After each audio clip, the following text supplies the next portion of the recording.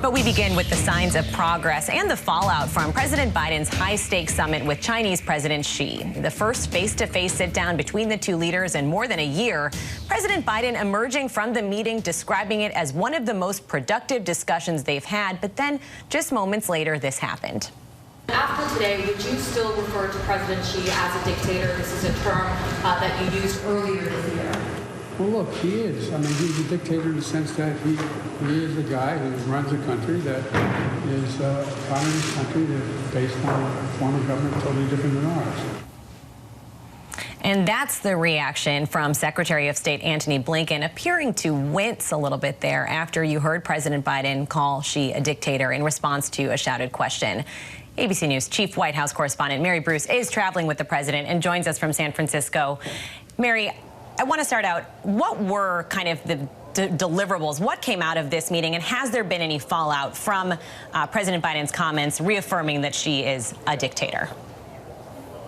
Yeah, Elizabeth, certainly not something that China was hoping to hear, that's for sure. They have been pushing back pretty strongly against that comment, calling it extremely wrong and irresponsible, though it is something that the president has said before. And, you know, as you heard him there, he was pretty matter-of-fact about this. Yes, he is a dictator. He is the leader of a communist country. But the White House, you know, while it may not be the ending they were hoping to yesterday's historic day, this historic meeting between President Biden and President Xi, they don't think it's going to derail any of the progress made or undermine any of the strides they were able to achieve here. It is also worth noting that the Chinese, in responding to this, have said, you know, some people are always trying to drive a wedge between the U.S. and China. They seem to be taking more issue with the question rather than the answer. And they were, though, able to make what the president has called important progress. Two main issues stick out here, Elizabeth. The first being fentanyl, promising to take steps to try and curb the flow of fentanyl into the U.S., to try and tamp down and clamp down on the production of the compounds that actually go into making fentanyl, which are produced in China. And I think this is one of those deliverables from a summit that really resonates with a lot of people here in the U.S. Hundreds of thousands of Americans have lost their lives because of this deadly drug. And it goes to show that these summits aren't just about lofty diplomatic goals. The other big thing, which is what the White House was really hoping to walk away from this summit with, is a promise to reopen military-to-military communication. Those ties were severed last year after then House Speaker Nancy Pelosi visited Taiwan, something that deeply frustrated and irritated the Chinese. Now they are promising to speak again, and that is a very big deal. The goal here, of course, is that it will prevent any misunderstandings, any miscommunication from escalating into a future conflict. The president saying he looks forward to now simply being able to pick up the phone and talk to President Xi going forward, and for their administrations to be able to have that open line of communication as well, Elizabeth. Big areas of agreement there, Marian. And I'm curious, what has there been any follow-up kind of in the past day between the U.S. and China on how they will actually follow through after this high-stakes meeting is over now on those agreements?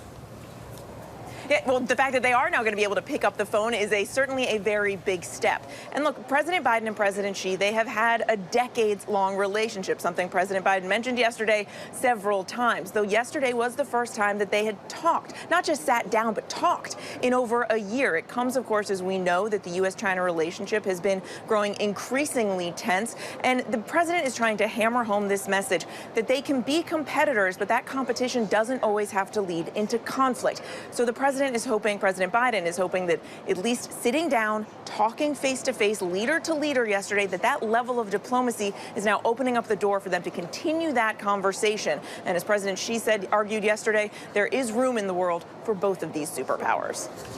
And Mary, with all of this kind of going on, as we are seeing, the president faced a lot of questions from the crisis in the Middle East last night. How is he balancing these competing huge foreign policy goals as he's continuing these meetings over there in San Francisco?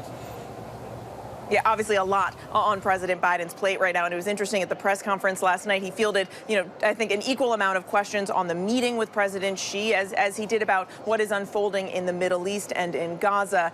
And I think what's interesting is how this actually came up in the president's meeting with President Xi. We know that he urged President Xi to use his influence over Iran to make it clear that Tehran and Tehran's proxies should not try and take advantage of this crisis, should not try to widen this war, and should stop attacking U.S. forces in the region. Now, we pressed the White House about this morning, and they didn't want to go into details about how that conversation went. So the bottom line here is it's unclear, you know, what exactly was conveyed when it comes to Xi's role in this unfolding crisis, and whether the Chinese received the message, Elizabeth. Mary Bruce traveling with the president. Mary, thanks so much. Now let's bring the big story to our panel. Joining us today, ABC News contributor and Sirius XM radio host Mike Muse, ABC News contributor and former Republican Virginia Congresswoman Barbara Comstock, Democratic strategist and president of Next Gen America Cristina Cincin Ramirez, and ABC News legal and defense analyst and former Deputy Assistant Secretary for Defense for the Middle East, Mick Mulroy. Cristina, I'm going to start with you, picking up on some of the political implications of what Mary was just talking about there.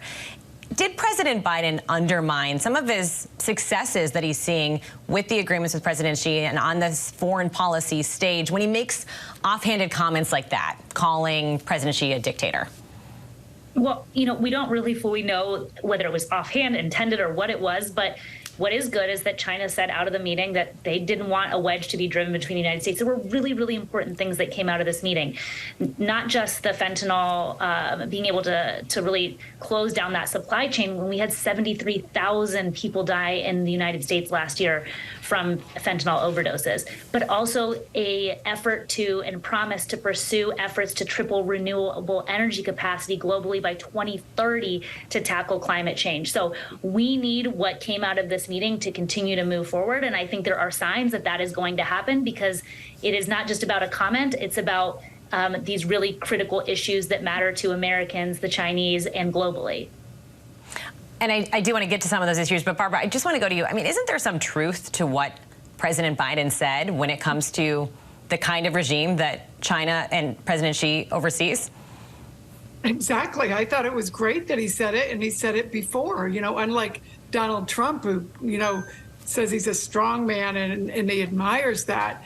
And China itself proved that President Biden was right when they censored that comment and didn't allow it to be in the press. So I think you have to come at China from a position of strength. So it's good that he said that, while also working with them. I mean, right now, the U.S. economy is growing faster than China's, and you have many of our companies doing less business in China. Many of our allies are doing less business in China. Many, you know, companies are, bringing, business back here, because of the concern post-COVID. It's a different world post-COVID. So I think, we should be approaching China, making sure we have good relationships, but also with an understanding that, we don't have to necessarily trust them. And we also understand that this is a dictator we're dealing with, and we can't always, take their word at face value.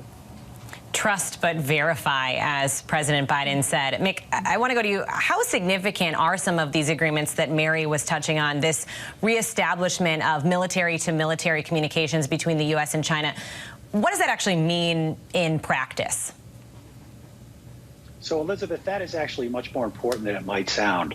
Two militaries that are operating in the same space, whether it's air or maritime, right around the Chinese area, can really have problems, especially with the provocative actions that Chinese have been taking for many years now. If they don't have the ability to talk, some of those actions could be taken the wrong way and potentially lead to an escalation that neither country wants. So this is very important. It was the one thing I think they really wanted out of this summit, and it looks like they got it. We have to see that going ahead, but they agreed to it, and I think that's very important.